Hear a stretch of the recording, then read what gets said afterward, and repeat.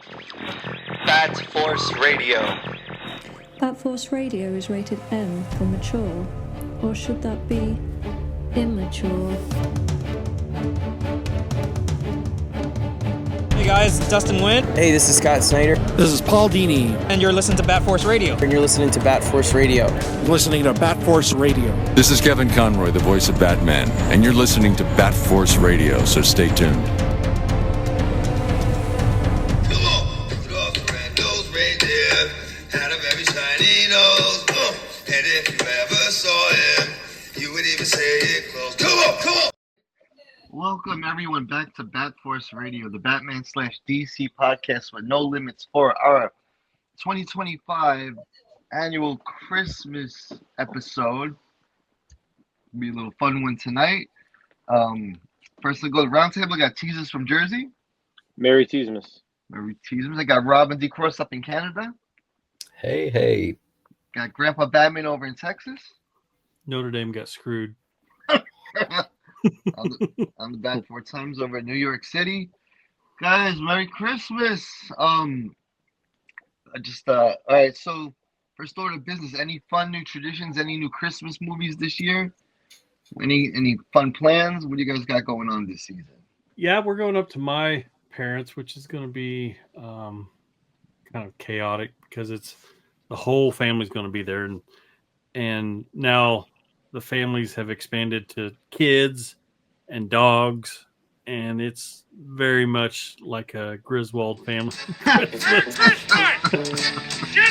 Especially with my two. Oh, yeah. You got dogs. Oh, my gosh. Two Frenchies. And how long is the drive? 2 hours?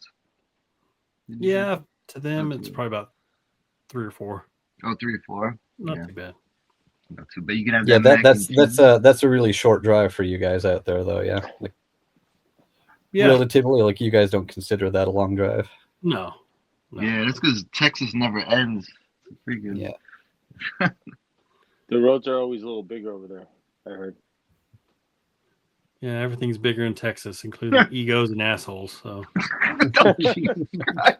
Oh, shit. Merry Christmas. Oh. But yeah, it'll be fun. What about you guys? Do you have any fun Christmas traditions or anything? I've been trying to watch a new Christmas movie. I used to watch the same ones every year, which I love, the classics, but I've been trying. I haven't had a chance to see what's new this year. So I don't know what's on the docket in terms of that. But that's what I kind of like to do. I did get my. Yeah, I'm sorry. I have to watch A Christmas Story every year. You like Christmas Story. I like Christmas Vacation. Yeah. That's the GOAT. I know Jesus likes Home Alone. Yeah, I mean, I think for me nowadays, no, definitely not. Yeah, Christmas Vacation is usually I think we spoke about it last episode. Right after Thanksgiving, I go right into it. But we ended up watching this Ben Stiller Netflix movie that kind of threw me off, but it was halfway decent. And then I immediately jumped into National Lampoons.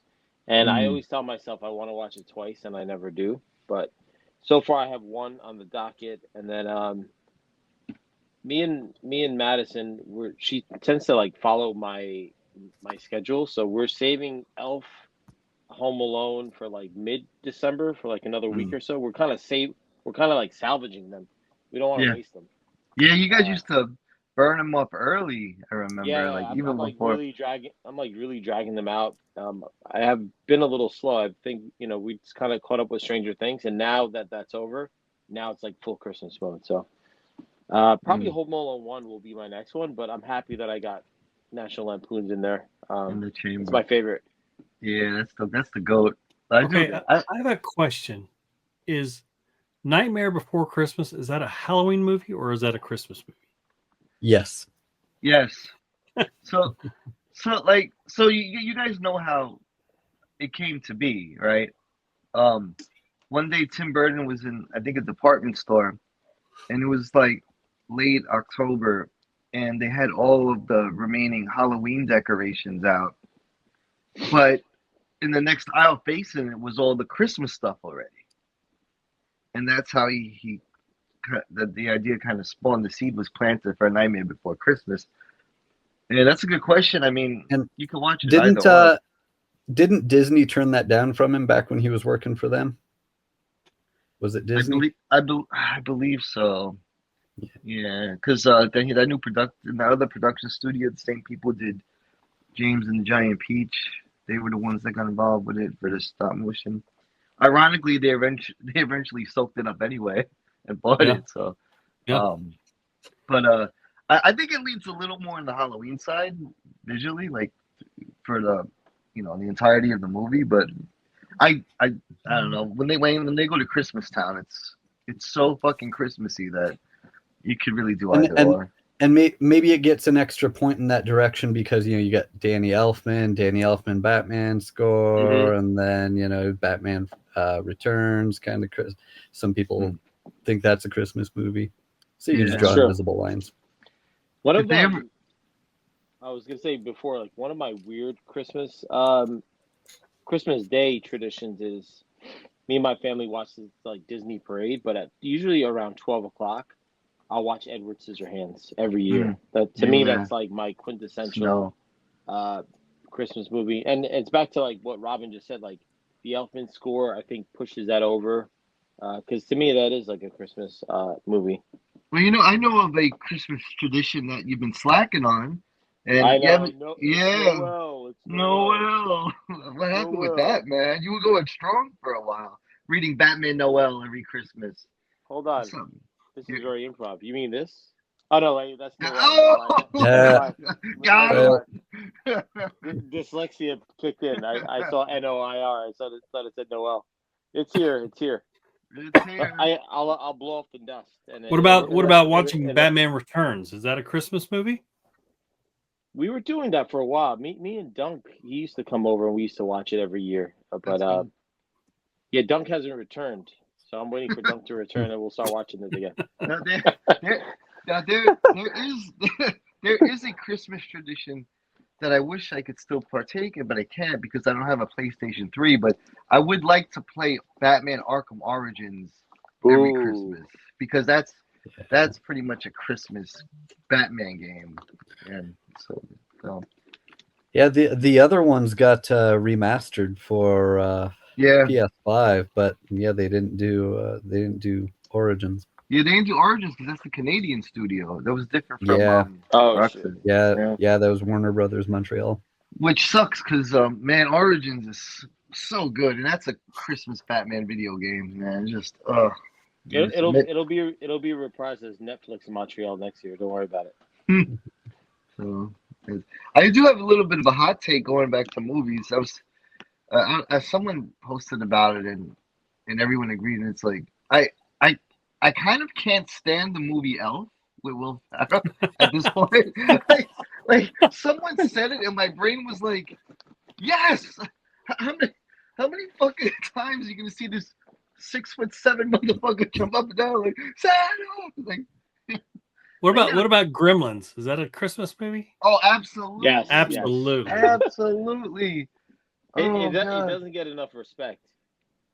I don't know. It has a pretty strong following. They're coming out with 3. Oh yeah, that worries me. I mean, when those caroling gremlins send that woman through the roof on,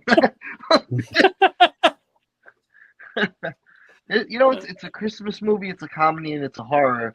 Little fact for anyone who's interested, but I forgot what the director's name was, but. He was so inspired by the old Invisible Man horror movie because at one moment it was a horror movie and the next moment it was a comedy. That's what he wanted to do with Gremlins. If you think about Gremlins is hilarious, but there are some parts of it that are just downright frightening. Yeah. So for the first one that is. So yeah, that's a great Christmas movie. Do you guys consider Die Hard a Christmas movie? I won't even watch it. I used to, but Bruce Willis said that it isn't. So. Oh shit! I feel like he wins. Oh yeah, I mean, it's the guy right there. Wow, that's crazy. Oh man. Yeah, I'm trying to think of another. So, okay, at Oh. your Christmas Be- celebrations, what are some of the essential snacks and foods and beverages that you have to have? You ever see those chocolate covered Christmas stars with the little white dots on them? I don't know if you guys have them out there. Is this a drugs you're talking about? Hey, yo, bro. Chocolate starfish with some white sprinkles on it. I was about to say, That's so where we go with this? Yeah, they're good. They're fun, crunchy cookies over here. We have them in New York. We've had them forever over here, and that's a little bit of tradition as well. I mean, back to National Lampoon. So you got to go with the moose mug and drink that eggnog. Like you do like a little sneak preview, and then like Christmas Eve and Christmas Day, it's on for eggnog. You have at least 2 or 3. And nowadays, like I feel like now that I get older, you just buy the one that's pre-mixed, and they are so fucking strong. It's like drinking pure lighter fluid, vanilla flavored lighter fluid. What But kind it's so of damn good. what kind of alcohol is in eggnog? Traditional eggnog. It's bourbon, I think, or bourbon, right? Is it bourbon? It's pretty damn good. Like you put a little ice with it, you're good to go. Yeah. But you can't. I know You can only have like 2 or 3 of them. It's like Yeah. it's pretty thick. I know Hey, I know Gramps likes that Maker's Mark. Oh, Right here. yeah. All right. Getting jolly. I like it. I could never be a bartender because I would just overserve everyone. I don't even know what the official count is to pour it in. I made this one. I was like, oh, whoa, it's like to the top. I think it's like isn't it like a finger or 2? I don't know what it is. I don't know. I've got fat fingers, I guess. Yeah. Oh, here. Like, oh, whoa. That's like an $18 pour right here. Hey, shout out to Gramps' Batman Christmas tree video that made the rounds this week. Whoa. I mean, that thing blew up, didn't it? Yeah, how many Batman ornaments do you have on that thing? That's impressive. I usually get about, excuse me, maybe 1 or 2 new ones each year. Wow. I mean, Hallmark puts them out, but they've been putting them out for a number of years, and my wife, she likes to track down some of the older ones. Here's what's crazy. Some of those are worth a lot of money. Like that Dark Knight Returns is a San Diego Comic-Con exclusive. I had a San Diego Comic-Con, and then I had a New York Comic-Con. But that one's like, I don't know how many hundreds of dollars it could go for. Whoa! Yes. God damn, Louis. Yes. And that Julie Newmar Catwoman, she goes for like 120. What? Yeah. Some of those Batman 66 ones go for a lot of money. And, they're not that old either. It's crazy. Got more money on the tree than under it. Yeah, I mean, a lot of them, they probably, they have a pretty low run. I know a lot of them are like hand painted, so I feel like they hold their value, and if you take care of them. Big business. I probably have about, I don't know, maybe 30, 35 maybe. God damn. I don't even have all of them on there. I need a bigger tree. I've outgrown that tree actually. Do any of you guys have a favorite ornament?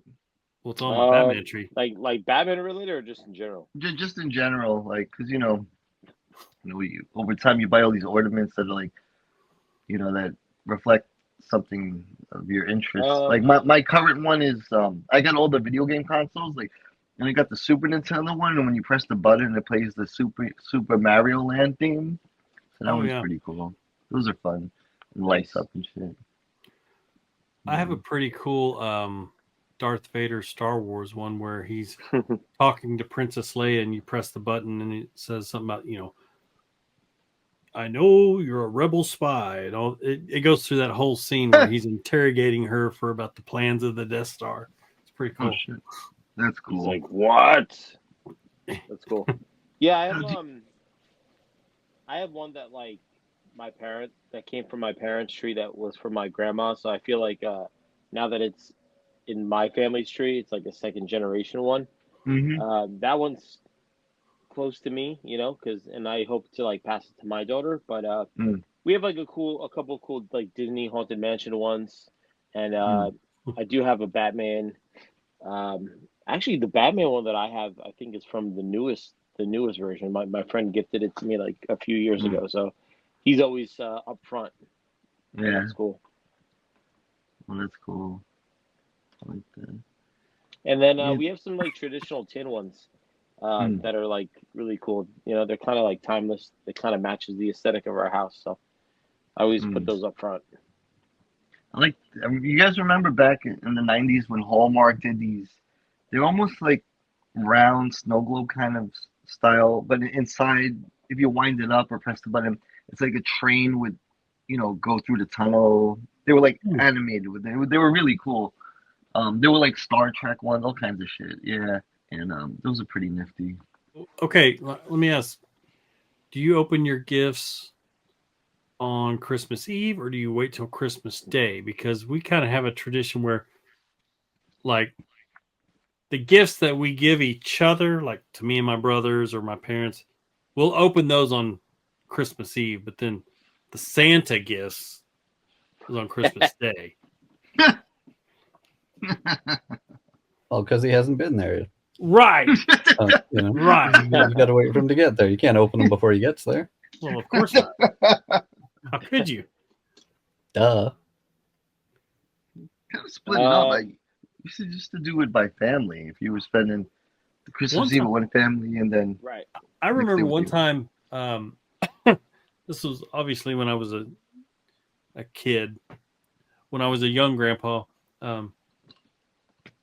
my brother woke up in the middle of the night and went and saw all the presents had been put out and like switched everything around so that he got like all the awesome Star Wars stuff.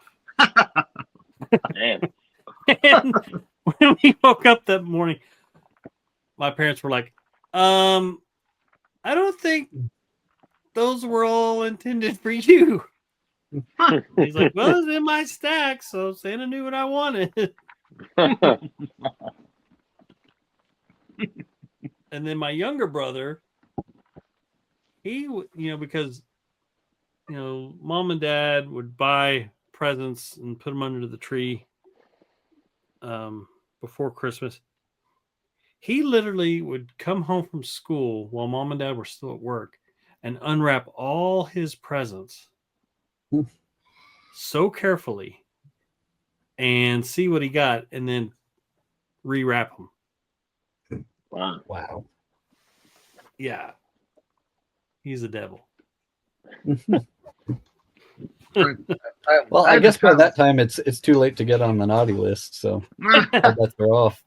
I had a childhood friend who did that, and I think why do you want to ruin it for yourself? I don't know.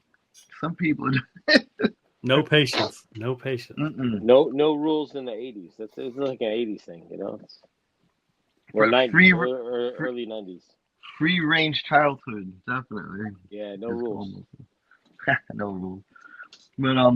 But so we got a fun conversation tonight. Man, I've been wanting to do this episode for so long, for years, and it's kind of cool that it takes place on our Christmas episode. So tonight we're discussing the endless catalog of bat suits worn by Batman throughout all media, and some of our favorites as well.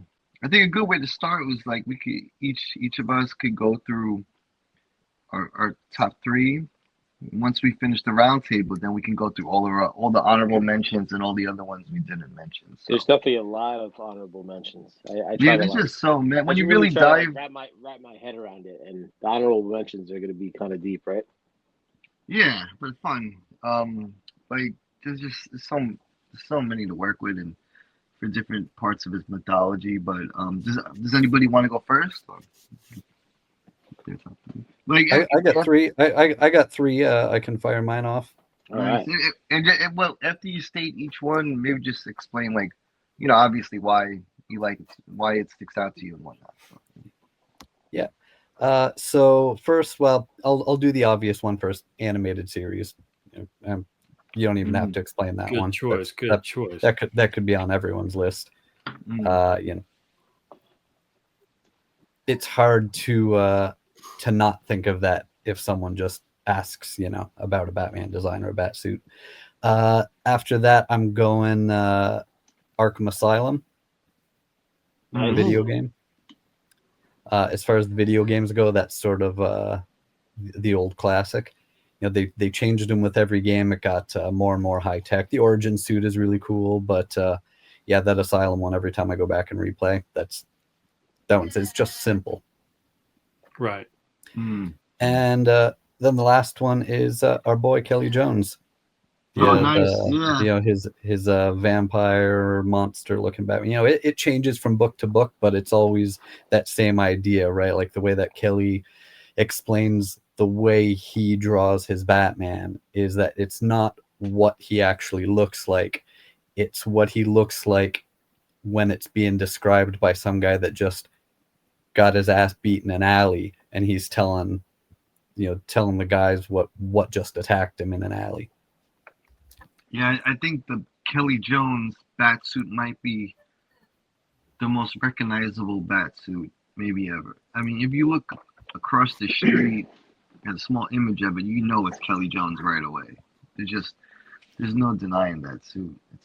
It's a monstrous nightmare Batman, and it's just yeah. He really owned that, and he stuck to his guns. I love Kelly Jones. He's always like, what? Someone asked him, or we asked him, what do you tell fans when you see him? How do you greet him? And he goes, man, I can't apologize enough to everyone, because it's not for everyone. But you know, he is a horror master, and he sticks to his guns, and he's just that's a great suit.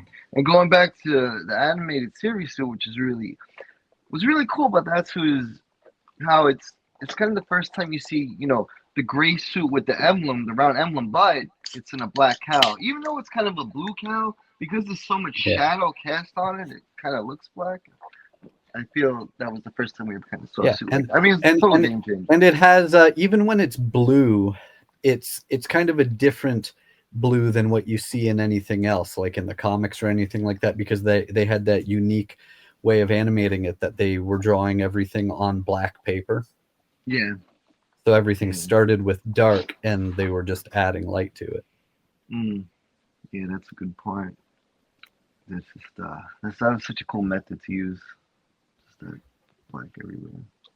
Yeah, I think you think of like the animated series, you always think of just the ending of the beginning of the show where he's just when it starts thundering and you see him just standing in that pose and his chest is out, and it's just ingrained. You know, you see his form.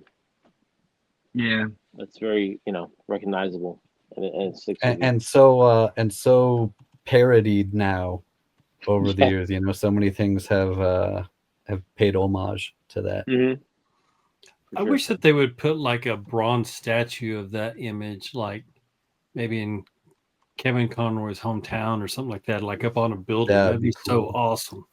Yeah, like California has that bronze statue wherever that is, the Batman one. Detroit just got the RoboCop statue up. I saw that. About time. Well, I saw a panel for Dr. Peter Weller where he was talking about that, and that's been going on for a long time.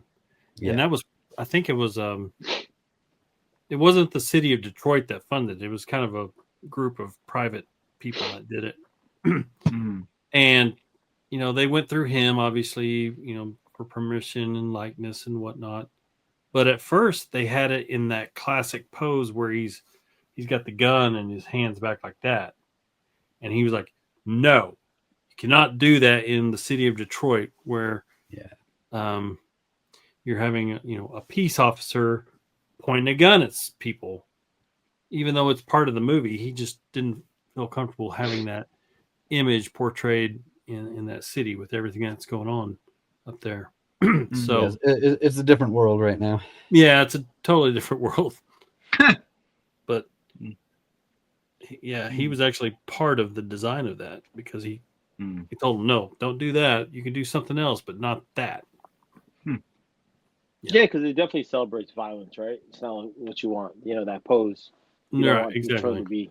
They have enough stuff going on that. You don't want that to be a staple. Unless they took the image specifically from the scene where he shoots that guy's dick off. Yep. Exactly. Yeah, because I wonder if that's what made it rated. You know, RoboCop was originally rated X, right? Mhm. I'm not sure why. Rated X. Yeah, it was actually rated X, and I can't figure out why. Just Maybe because the pure violence of it. I mean, maybe. just- But yeah. So who's up next? Teasy, what three do you have? So I really thought about it today. I have a lot of honorable mentions, but I really wanted to tie it into just the first time, you know, that I read comics at the age of 9. I felt like Norm's Batman to me is one of my favorites. Not only just because like looking through like Detective Comics and just almost like what we were saying about the animated series, the way that he's casted in Shadows is so gothic, right? And it kind of feels like what McFarlane was doing, but I felt like the cape was really the star in his depiction, right? Because it really had this really gothic gargoyle-esque looking shape to him that made him, he was in blue and gray, but to me that was so menacing, and the way that he was able to just do different things with the cowl, right, with the expressions on his face, but then once in a, and then in another scene it'll really be casted with his shapes, right? So whether he had those horns on his shoulders, I felt like the cape really kind of set the tone for the lighting and the drawing. So to me that's one of my favorites. And it was kind of my introduction to like a more aggressive Batman that wasn't so golden age and very goody two shoes all the time, right? This is where he kind of got really gritty, and you started getting introduced to like the rogues and people that were after him. So that's my number 3, and I feel like as time settles in, I really like the year 1 Batman. Mazzucchelli, I think just it has that sense of noir, and it doesn't have a lot going on, but it's the black and gray and the drapery of the cape and the cowl that really makes me love it more and more with time. It's clean, it's traditional, it's not overly done, but I think to me the drapery of the cape really makes it gothic and him more modernized. And then I was back and forth for number 1. Part of me always wants to say 89, but I kind of, as I really examine both, I kind of like the Returns Batman for me. More for the cowl, you know. I feel like there's imperfections of 89, but as you really start looking at how modernized and the ability that they've improved it from the second movie, I felt was more perfect to me. So me growing up watching these films, that is like the best one for me personally, in a live action form. Yeah, and then we'll hold honorable mention for after. But yeah, I was kind of back and forth. I don't know. To me, I'm just like, the more and more I look at like Returns, I felt like that's what I wanted in a Batman growing up. He was dark. He wasn't in that black, blue and gray. The only gripe that I had was the fact that he is, you know, his head turning and ability. He was not very agile, but it was cool to me, right? Yeah, I like those. Those are good choices. Well thought out. Blue. I like. How about you, Grams? What do you got? Well, I feel like Teaser just stole all my thunder here. No, That's the risk of going late, huh? It's because you and me are very intertwined.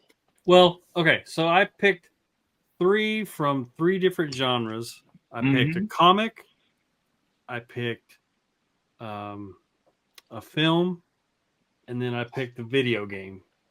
Cool. And, you know, when I close my eyes and I think, what does Batman? I mean, I always go back to just that basic, I call it the vigilante suit. the basic David Mazzucchelli, black, gray, the big tool belt.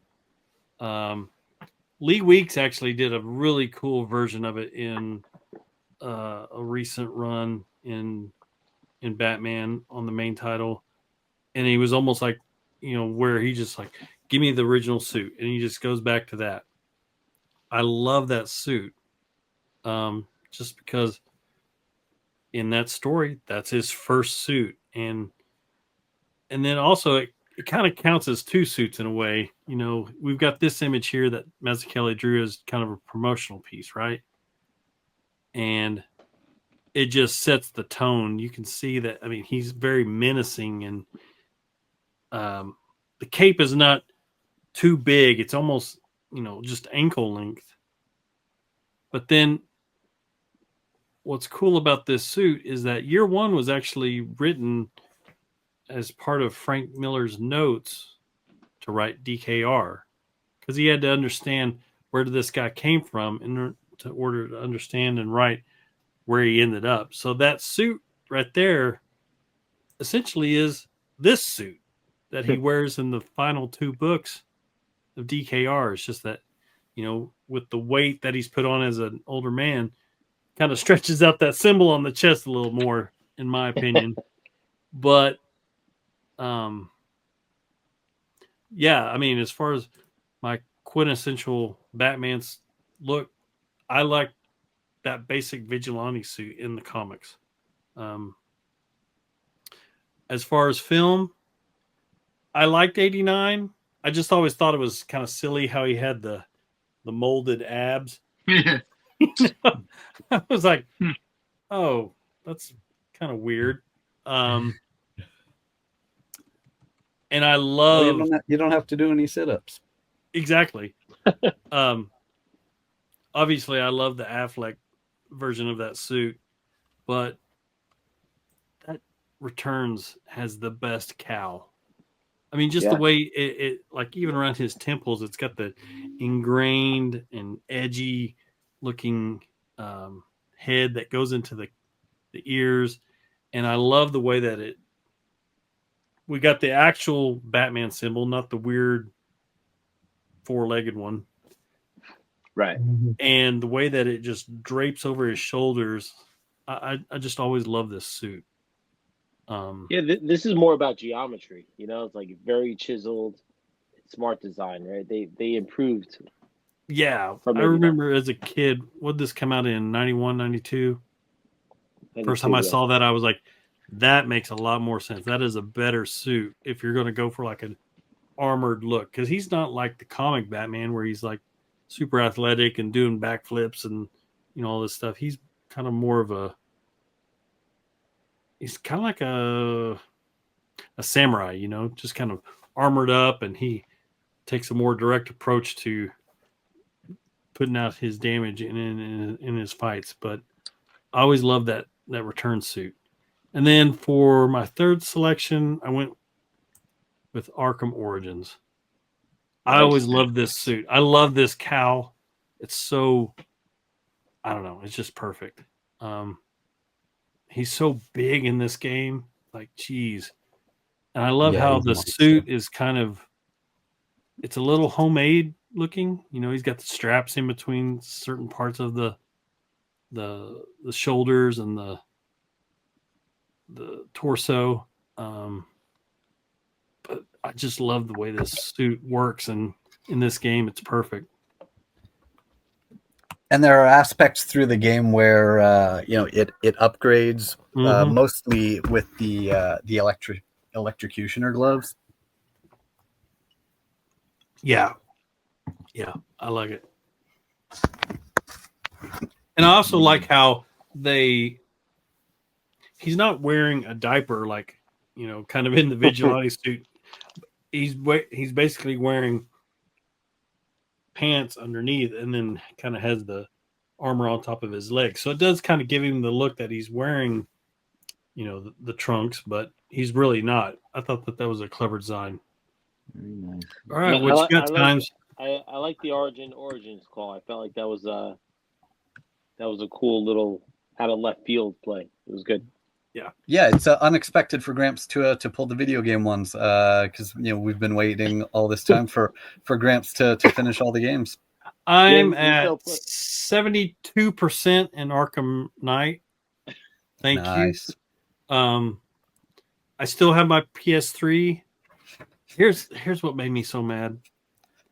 We had a garage sale, and I was like, I just got my PlayStation 5, and I was like, yeah, I'll go ahead and sell the PlayStation 3, and I'll wipe it clean. And I wiped off all the DLCs from Arkham Origins and everything like that. Well, the game system didn't sell, and I was like, oh, I could have had all the DLC still on there and still play that game. I don't think you can get them back either. Because PS3 I don't know. is offline. But if it's all still in your library, you might be able to re-download it. I don't know. I think Robin's right on that one. Who knows? We'll have to see. Might be worth a shot. He's about to fire it up on Christmas morning. Yeah. Incidentally, do you remember what point of the story you're at in Arkham Knight? Well, I kind of got to the point where I have the option of going to get Scarecrow at his little hideout, but I wanted to go start doing a lot of the little side missions and get more of the Riddler tokens. Okay. I wanted to wait. Man, wait. Are you going to do all the Riddler stuff? I don't think it's possible. I'll probably die first. Yeah, it's a lot in that. It's more in that one than like all of the other three combined. And there's a lot of driving in that game, and I'm like, I wish that I had like a controller that had like a little steering wheel. Because, man, yeah, I am not good at driving. Cool. So I originally had a comic book, a video game, and a movie. It's funny because it could always change, like. But I'm gonna swap it up because Gramps, I did have Arkham Origins there, so Gramps mentioned it, so I'm gonna swap a new one in. But yeah, just to touch on that real quick, it's like a modern day year one suit because it's techy, but it's still simple enough, especially with those straps. Just the Arkham Origins thing is chef's kiss. I don't know why Hot Toys didn't make it yet. They're making all this other bullshit, free fucking stupid ass colorway remixed bullshit when they need to make Arkham Origins back. Oh my god, that's the goat. So I got 3. I'm gonna still stick with the All right, so first one, man. It's fun. There's so many, and there's so many I like that. It just sometimes you just gotta do what comes to mind. But I know I was gonna choose this one because I knew nobody else was going to. But I have to put some spotlight on first appearance Batman suit. Yeah. Especially from his first appearance in 1939 because when you factor in all the history, to think that suit first made its appearance in 1939, when people really start to wrap their heads around that, and how fairly good and relative it still looks even to today. Like the first appearance suit is just such a classic suit. We just reviewed First Night. Yeah. That's a callback to that era. We also mentioned how we're hoping for a part 2, even though and it just came out the month before, literally. Best believe that like 2 days later I went to Midtown and I got me this and I got that ASAP. So I'm officially going to be caught up in about a few days. I may have to go get those. Those are some single issue ones that I see on the shelf, and those look so good. These covers are nice. Look at this. And they're big. Oh, the trailer's back. to the singler. But yeah, man, you think the cowl look more bat-like, the purple gloves, the gloves he wore for dealing with forensics and stuff, and even the handgun lore and just how the round belt buckle, just how this imagery became so historic. So I wanted to touch up on mainly the importance of the first bat suit.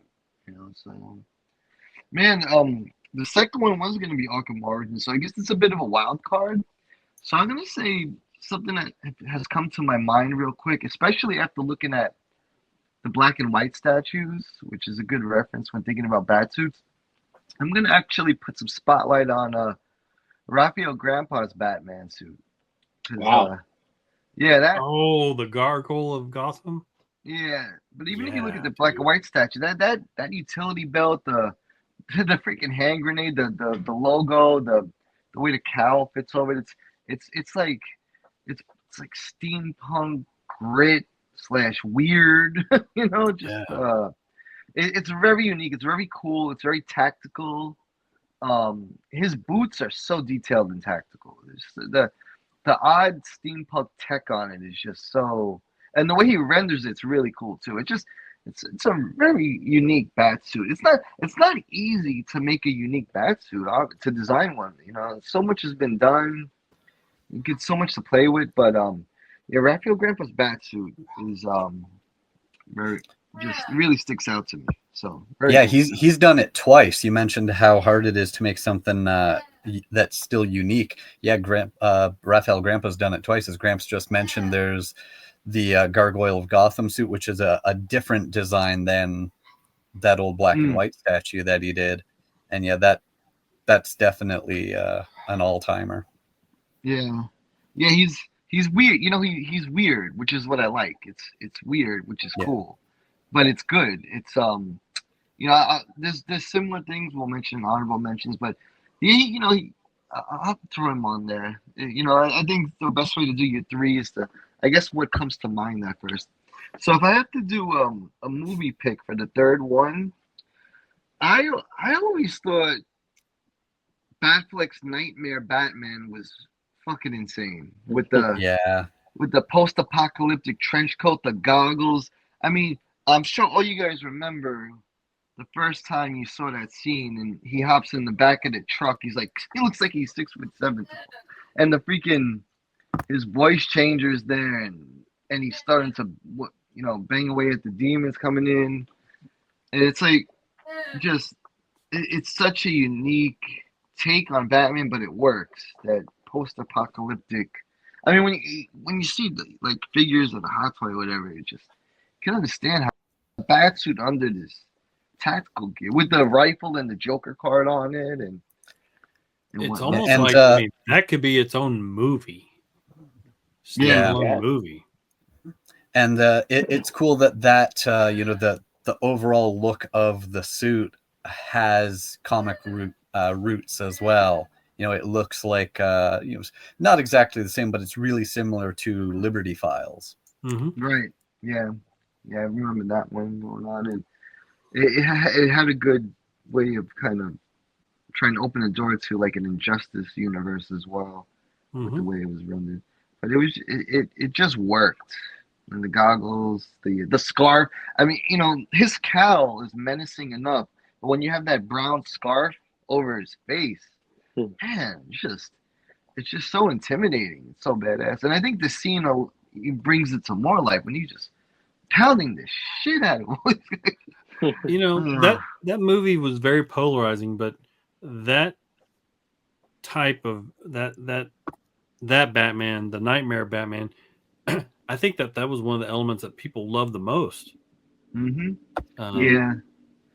Yeah, it was very cool. And I know that so different. And we're never gonna find out who that girl was that he pulled when she was laying on the ground, I believe, or whatever. Like there was something about her, and that's something about her in that scene where it was like, she plays a bigger role than meets the eye. But I tried to get one out of each. So that's Nightmare Batman sticks out. Just sometimes a suit doesn't always have to be the most visually interesting, but when there's some kind of history behind it or something, then it adds to it and it makes it look cooler. But let's open it up to honorable mentions, which the floodgates, all the cool bat suits. You gotta honorable mention? No, Go ahead because if you're ready. only because you mentioned Kelly Jones, which is very cool. I also thought of Bill Sienkiewicz Batman. Yeah. You know, a very elongated, scary, spooky, demonic almost style of Batman that he does. I thought that was a really cool image of Batman. For sure. Well. And honestly, and with Sienkiewicz, he didn't always draw Batman looking the same. It was more about the way he presented him, and that's the same for my honorable mention is Todd McFarlane. Yes. Most notably, everyone. You don't even have to say what cover you're talking about, but it's that cover. Yeah, there we go. Yeah. 428 back there.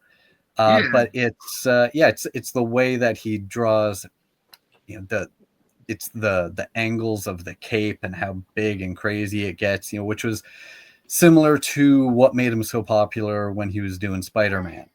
Mm-hmm. He was doing the spaghetti webs that Marvel didn't want him to do, but he kept doing it, and now everybody does it. Yeah, it's funny because we talk about Batsuits, but the Bat cape has its own personality as well. You think Kelly Jones, you think Tom McFarlane, it's a character. Norm Brayfogle, it does bring it to life as well. So, but I think that ties back to what Robin was saying. It's like the cape adds to the lore of how someone describes him, right? Like if you're a thug and you're like, oh my, yeah, the way that he looked, he was menacing and he was like a bat. And what makes him do that? The gothic looking cape and the cowl that's larger than life. I think that creates its own abstract form that makes him more menacing and that's what they fear. So, and I think Norm and Todd did the same thing, right? With the structure of the cape, along with it's very angled and aggressive looking. It truly is. Remember that scene in the Doctor Strange movie where he's fighting with the cloak when he first gets it, because it's sort of like it's alive, and that's what Batman's cape and the cape and cowl together are sort of like a character altogether, on their own, just being there, doing whatever the wind is doing with it or whatever his movement is doing with it. It's like another character on the page.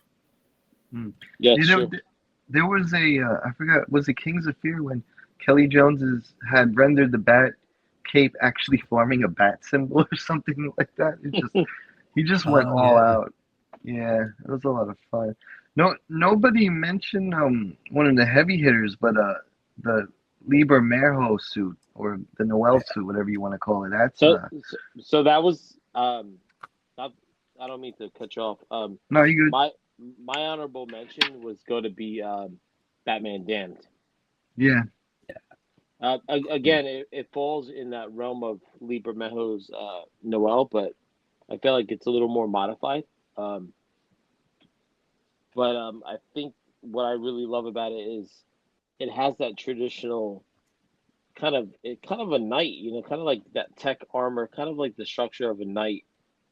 Similar to what Gramps was saying about why he loved Batman Returns. It has that kind of the rib cage. It's very geometric and structured, right? It looks like Lee kind of built it. I have it on my phone now. I'm looking at it, but the rib cage is kind of tiered in a angle, which looks like armor of a knight. And it kind of has that the reason why we love Batfleck is kind of the same why I think we love that Bermejo style Batman. He's beefy, he's stout, he's strong, but he has that little bit of tech and traditional look to him. Yeah. Did you see that picture that Lee posted where he did Raphael's Gargoyle of Gotham Batman? Did he? Oh wow! The combination of it is solid. That's nutty, man. That's two crazy worlds colliding. Yeah, and that's a perfect style of suit for Lee to do too. It's so it has a lot in common with the way he designs his suit. Mm-hmm. He even mentioned something that he doesn't generally do covers for other people's titles, but when he was approached about it, he was like, "Oh, I love this. I definitely have to do this." Do. He gave him the do. Gave him the do. Yeah, Lee Bermejo's bat suit is one of the most recognizable at this point. I always said him and another great bat suit, Sean Murphy, which has which is kind of similar in the vein of the Rafael Grandpa one as well. But you know, with the way the leggings are and the gadgets, and very stylized, super cool. I like when they make Batman their own, and you know what a Sean Murphy Batman is. That's a very cool Batman. And another child of his was, or in the same vein, I don't know if you guys remember Arkham Manor. That bat suit was very similar as well, with the weird, odd steampunk style tech and the tactical black combat boots and whatnot. So, who did that? I think Jerry Duggan wrote it, right? Yeah, the artist, because he got away with doing something that he wasn't. Sean Crystal, I think, did that. Sean Crystal, yes, I think Sean we talked Crystal, to him, and we were like, "How did you get away with doing that suit?" Because DC, whenever they put out books where they've got kind of a program guide of what the main character's suits are supposed to be for that era, and he totally went opposite of what they should have done. I think he put trunks on him or something like that. And he just said, "I just did it." Also, I wanted to jump in from before when you were talking about Sean Gordon Murphy. I think Sean did a really nice job with giving a little nod to like Gotham by Gaslight, but really owning his own version of his suit. But to me, it was really fitting. Within the cowl on the hood section, I felt like he respected, and maybe fed off of the idea of Gotham by Gaslight, but made it even better and more functional. Jesus, you're like my perfect segue setup guy. I mean, because I was literally just about to say alley-oop. I'll throw you the alley-oop. One great thing about Batman is all the great Elseworld and black and white stories that we get, where all these artists come up with crazy new suits and stuff like that. But Gotham by Gaslight is one of my favorite iterations of Batman, because it takes him out of his normal timeline and puts him in Victoria era, and I just love the aesthetics of that suit. Like you said, the collared, it's not really even a cape, it's more like kind of like a jacket, Victorian style, right? Like it's like a cloak, right? And then he's got this hand sewn leather cowl, and he steampunk pretty much, right? Well, I think also you talked about Batman or Nightmare Batman having the goggles. Some of that came from Gotham by Gaslight.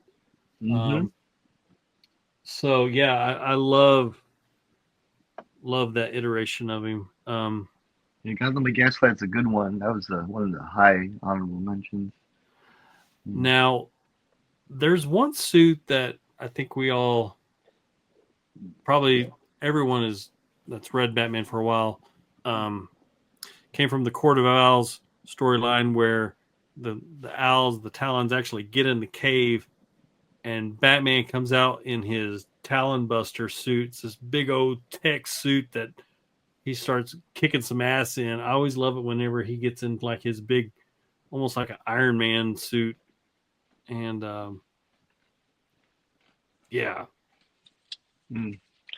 almost surprised you didn't mention the DKR armored suit, which was one of the first Batman armored suits we've ever seen. And it was such a game changer because we've never seen anything like that before. And now everybody, everyone does it now. Everyone does it now. But it was such and Greg Capullo mentions this, which is really cool, how simple and sleek the helmet is. So simple, but it was so perfect. And it just, because you didn't expect that. If you're reading this for the first time in the 80s, DKR, and all of a sudden he's in this full-blown armor and he's beating the shit out of Superman. It's just, it's just, and he has the gun that jacks into the lamppost, and Yeah, the Sonic Blaster. Yeah. Yeah, that was so game changing. That was that suit is definitely an honorable mention. And from a cinematic perspective, the BVS Affleck suit, Yeah. the fact that his eyes light up, like such a beautiful homage and update to Miller's armored suit, but so refined and just like perfect, right? Like that version of him is just way beyond cool. I don't think it gets enough credit. Yeah, and it's the closest we'll get to that Dark Knight Returns fight, and it also at the same time gave us White-Eyed Batman. Yeah.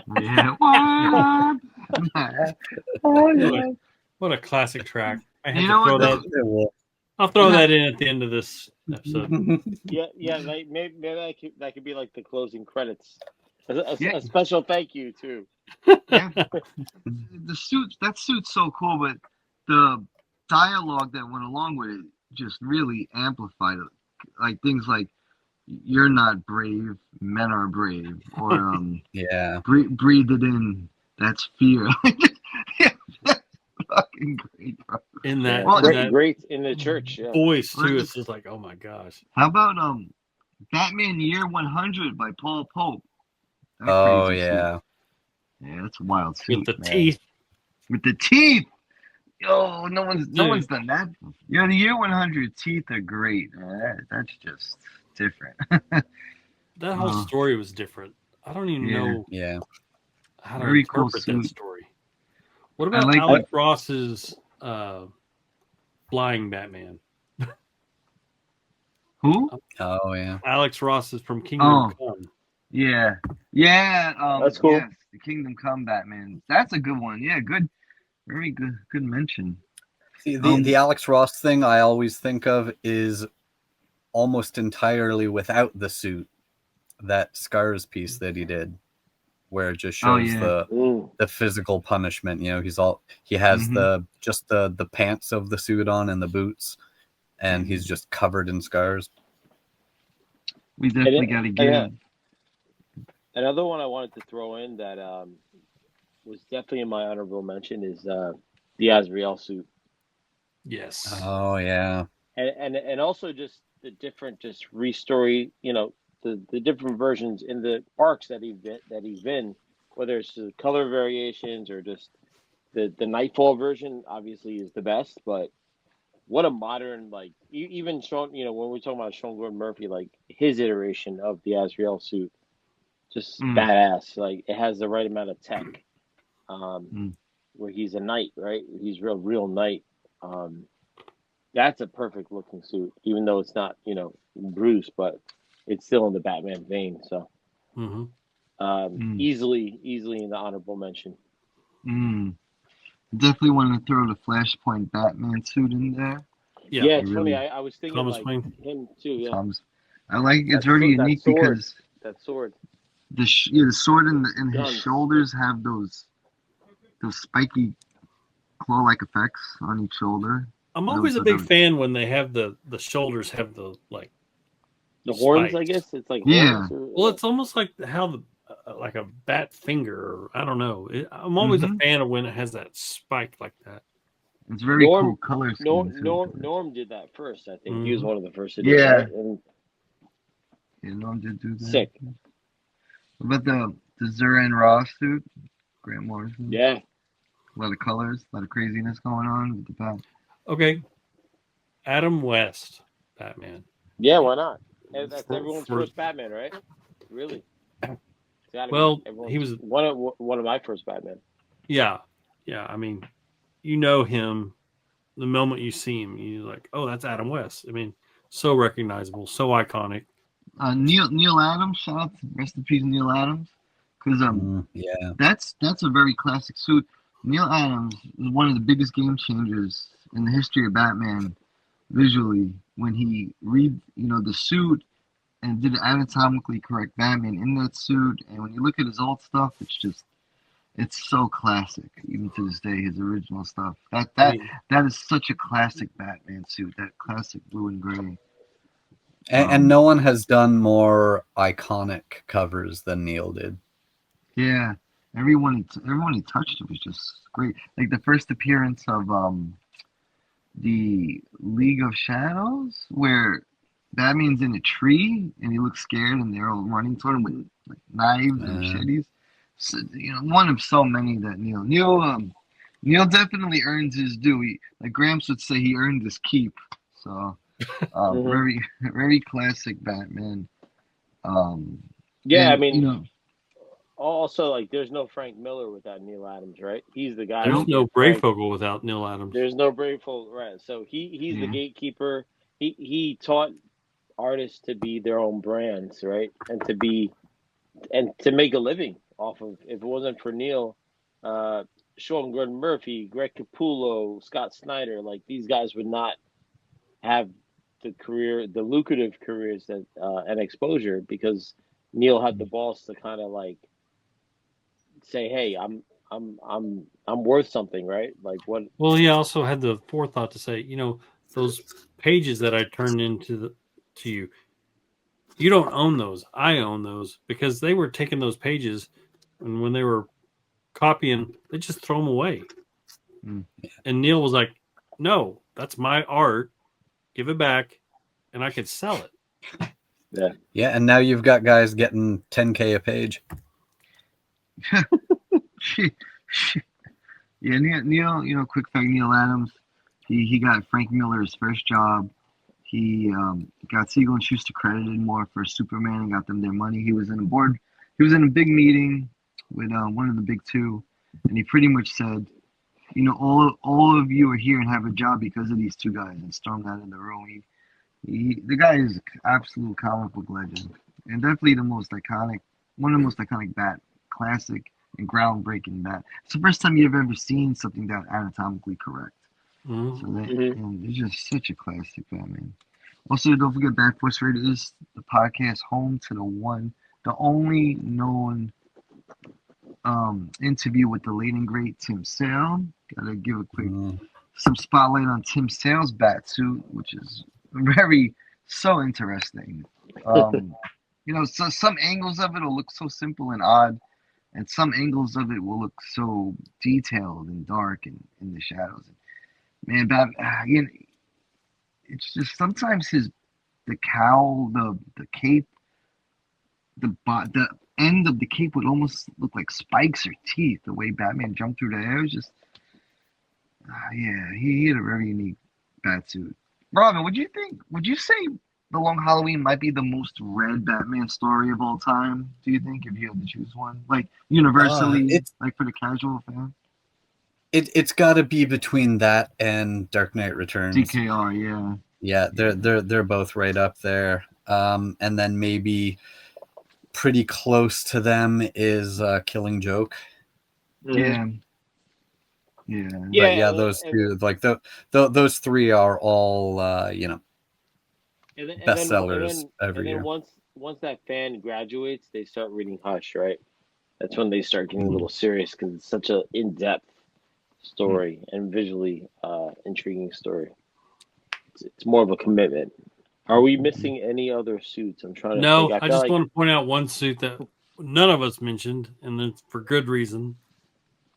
And I'll never like this suit. Oh, the Victor Giggs suit, yeah. The Victor Giggs suit. The Patty Bat suit. I was almost going to throw that in my honorable mention, but I was like, I kicked you out of this chat. Hence the poster that's over my shoulder here, but I did not go there. You know what suit I like a lot is David Finch's Dark Knight run. That suit. Yeah, that's a nice suit. David Finch is the man. What about Gary Frank? Oh yeah, nice one. That's a good suit. Yeah, just like the Batman Incorporated suit too. Those kind of suits, really good suits. Yeah, I thought it was cool when they had the emblem that actually glowed in Batman Incorporated, like it shined. Yeah. It was actually a symbol. I love that. It was pretty cool. Cliff Chang's Batman's cool too. Yeah, I think the more and more we start delving into these conversations, we got to do a Batmobile episode, because Well, It's just my gears are grinding as I hear you talk and Robin and BFT. I'm just like, I'm trying to connect the dots, and I want to talk about the other side of the coin next time.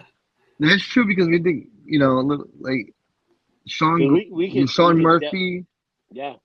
Sean Murphy and Lee Bermejo's Batmobiles really complement the Batsuits they design. It's just tailored to it. So there's so many of those. It's almost hard not to talk about them. Yeah, there's a lot of Batmobiles. I always like it in the comics when Bruce goes down to the cave and he's got like a selection of bat suits that he's going to choose from, and that kind of, shows you, okay, there's not just one Batman suit, there's many suits and they each have their purpose or design and function. I always like it when they do that in the Batcave. Yeah. And I like how now they're allowing artists to reference 89 and reference certain film versions that, because of licensing rights in the past, they weren't able to do that. Or maybe the artists just didn't want to, but it's always kind of cool to see all that tied into to that on the page. Yeah, it's like they give a little homage to the other eras or another artist, but then they're able to like restylize it in their language, but it's like a little nod to the past, like you said. Yeah. And then it's also situations where it like brings a lot of like time eras together. Yeah. Right. Like you said, like I think Sean did it the first time when he, we lost our mind, and Tom lost his mind when he saw a Batman 89 Batmobile in the cave of the White Knight, and you're just like, shit. All right, you're kind of, there's a common thread, and you're connecting dots.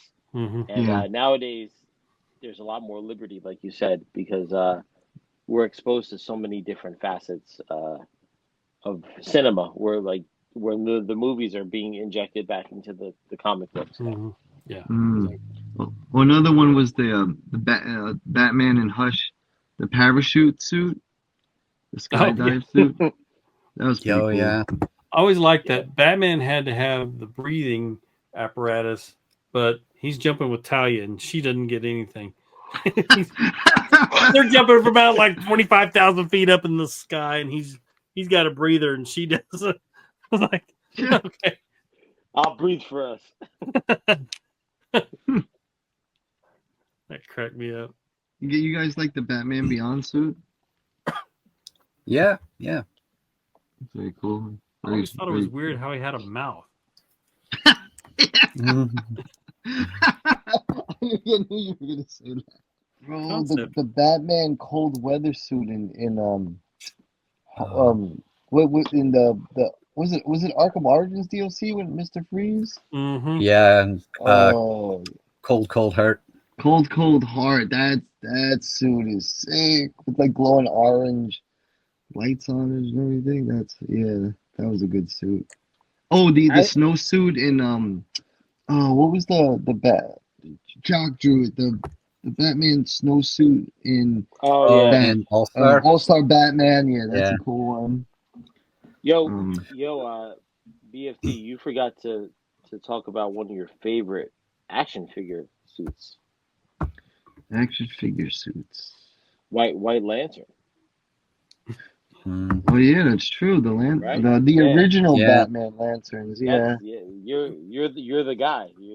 I like that. That's your figure. Well, Black Lantern Batman's cool. I like Batroxidus. Actually, the Black Lantern one is really fucking cool. That iteration of it. And the Green Lantern Batman and whatnot. Then you have all the Dark Knight Metal Batman. And remember Darkseid War?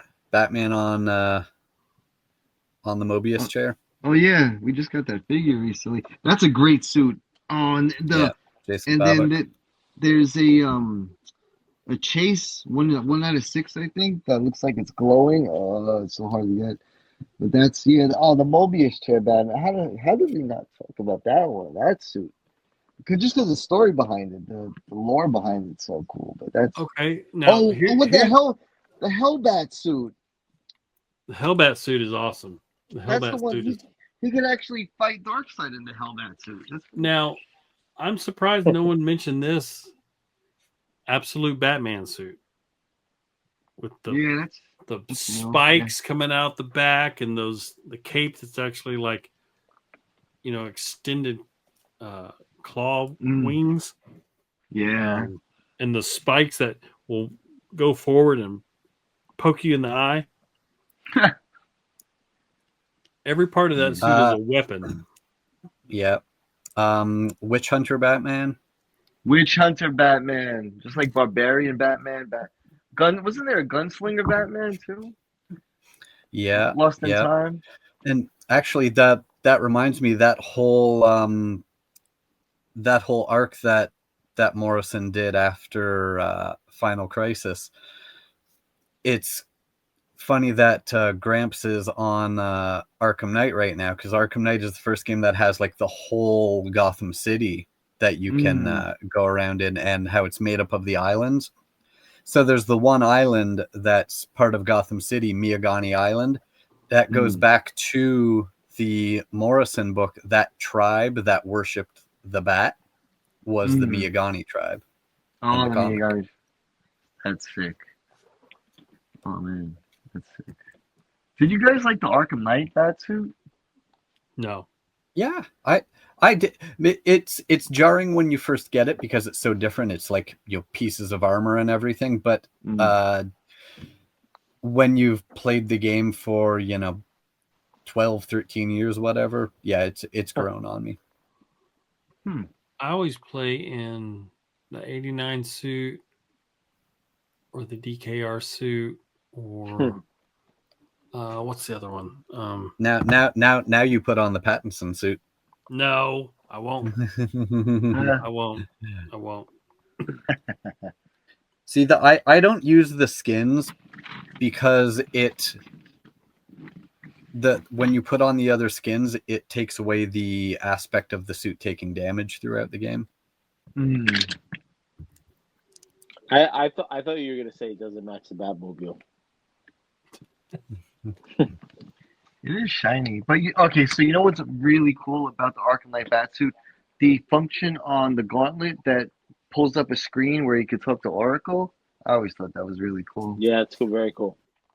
I'd like to see more tech like that when I'm using the games. Dustin Nguyen did a pretty good Batsuit. Yeah. I find it interesting that in this conversation, the video game was like on top of the food chain with a lot of people's suits. Yeah. As opposed to like a movie or comics. Obviously, comics you think it's going to be on the top, but I feel like the Arkham Origin series really influenced a lot of. I think it has a lot of the best components of a lot of things that we love, right? To me, I feel like there's a nod to Kelly Jones, also, and some other suits. So, and of course, you get Conroy's voice, so it's like it's the best of both worlds, right? Yeah, Kevin Conroy is the only person to voice Batman in a cartoon, a video game, and live action. Yeah. So rest in peace to the great Kevin Conroy. Yep. But yeah, man, and Batman in a Santa suit. I'm not sure if it had. Oh, it did actually. They made a figure. McFarlane made a figure of it. McFarlane. Yeah. I never got that one. Yeah, I mean, we spoke about Hush too. I think Jim Lee should definitely be considered as got to give him credit for what he did. Yeah. And what he continues just to do, in his depictions. It's perfect. Yeah, I feel like he's a little too perfect. I feel like he's mastered, the other ones that we love, but I think he still deserves some credit, Yeah, I mean, Jim Lee gave birth to the David Finches, Jason Fabrics, and Tony Right. Daniels. So just Exactly. Yeah. that's cool. So very cool suit. And also consistently, I think just we spoke about Court of Owls. Like Capullo always deserves a stake there, and just even though he didn't have like the most stylized suit, he was consistent and he delivered such a high quality Batman all the time, right? Well, he didn't design the new 52 suit. Jim Lee did. Right, but I'm saying, yeah, that's true. Just I think he was just able to just. But he just drew it so well on the page. It was just like, it became his suit, his Batman. Yeah, for sure. I think his hand kind of gave it its own little, almost like animated-esque style, right? It had like a year one / animated vibe to it. I have to say that it might be a hot take, but I think the Keaton Flash suit might be my favorite out of the three, more than 89 Returns. Yeah, because I feel like it's a more armored version of the first two, right? It's very sophisticated, and I mean they call it the modern suit. I wish that they had just used the Returns cowl. That one had the longest. Oh, did it? I don't know. Yeah, that was a decent cowl. But, well, and the advantage that they had with that Flash suit is that they got to make a suit that actually looked good enough in daylight to show it in daylight. Yes. So that was why they scrapped some of those. What was it? 80? Yeah, it was 89. I think was supposed to have that daylight scene that we would have seen them outdoors and out in the sun, but no, this looks terrible in the light. Yeah, it did look pretty good. How about when we saw in that movie? How about when we saw Affleck in the blue and gray suit? Oh yeah, the blue and gray during the day. That was pretty sick in that one scene. That was. I didn't hate it. Until he started talking to Wonder Woman and it got really goofy and Disney, stupid ass dialogue. Listen, I prefer the gray and blue Affleck over the shit that we're seeing with the gray and blue 89. That Hot Toys and all that. Garbage. Garbaggio. With the big Jesus. wrinkle in the forehead. Like, who thought that was even a marketable idea? You know what? That thing sold out though. Did it really? Asshole. Oh yeah. Jesus Christ. So Grams, you don't like the Patty Bat suit? Hell no. You don't like the cowl, right? I think a lot of people don't like the cowl. I hate the cowl. I hate the gauntlets, the Stormtrooper gauntlets. I think that they just basically ripped off the Netflix Daredevil suit. No, I think those gauntlets are the Talon. Yeah, those are Talon gauntlets. Why does he have them? Why does he have them? Hopefully we'll find out in the next movie that's taking place 2057. So. I hated the symbol. It's not even a bat looking symbol. Now the guns. Yeah. The one plus is that the torso is a very Bermejo-esque torso. That's the one plus. But everything else, trash. The one plus is that Bruce Wayne blacked out his eyes. Yeah, I do like the suit. Pattinson, not so much. Pattinson didn't grow on me. I think we've been down this. When we reviewed the movie, it's definitely a nice mix of Bermejo's Noel mixed with Gotham by Gaslight cowl. It was interesting. We'll see what happens for the next movie if we get it. When we get it. What about the Batman, the fan-made Batman Dead End bat suit? That's when he fights Predator. I think that's the fan-made. When he fights. Yeah. I'm always surprised when the fan-made film, even Kevin Porter in Bat in the Sun stuff, when the fan-made film suits are better than the big studio suits. I'm like, why does that always happen? It's almost sometimes like the big studio suit designers just get in the way. Yeah, it's the fan made movies are exactly that. They're made by fans, not it's not some corporate focus group run kind of thing. Exactly. Yes. Yeah. Recently, someone did some fan-made Ninja Turtle live action. I think it was Donatello fighting, and it was like a low-lit area. And it probably looked better than anything we've ever seen before on live action with Ninja Turtles. It was just, it was insane. But to end it on a strong note for Batsuits, Gramps, what about the Batsuit for your friend that was on the show that did the Dark Knight Returns fan-made movie, the first half? Hey.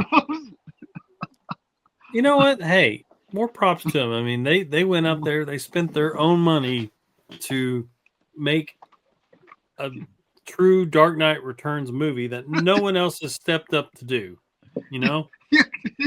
So, I'll give him credit for shooting a shot, but some of those live action sequences, and I give him credit. I mean, he took so much shit, like the comments. You know what? If someone wants to, put out comments like that, they're more than welcome to put up their own money to film and write their own version of it. But I think that's why he never made the second part, right? Is that it was just so expensive? Oh, was it? Yeah, so expensive. And plus, with the way that the story went on, to do some of the scenes just like the book, they couldn't afford to do all that stuff. Oh, man. You're talking about shooting grapnel cable across the Twin Towers and doing all. You can't do that. But anyway, this was fun, guys. Yes. Well, Merry Christmas, everyone. Merry Christmas, everyone.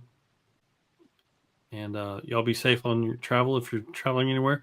For our listeners, Merry Christmas. Be safe. Happy holidays. Happy New Year.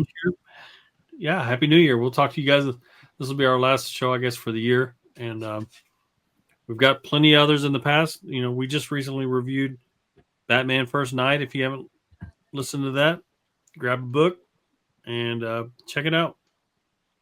And this is what year are we in? Are we at 11? This is our 10-year. 10 years. This wraps up. Next year starts season 11. 11. So Bat Force Forever. This is a decade. Longest running Batman or focused podcast. Going on the 11th year. You can't find another. Got a lot more planned and a lot more in the works. So got a lot on the stack. That's for sure. Big stack. So Monday Night Massacre. Monday Night Mayhem, baby. Believe us. So babe. Listen, guys. Merry Christmas. Merry Christmas. Be with your loved ones. Be with your friends. Appreciate life. And cheers to a big year ahead for everyone. So God bless.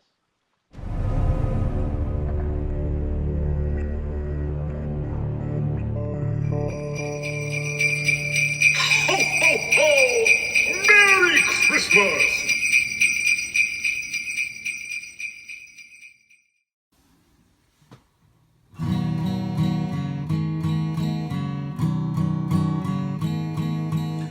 White-eyed Batman with a gun in your hand. No one understands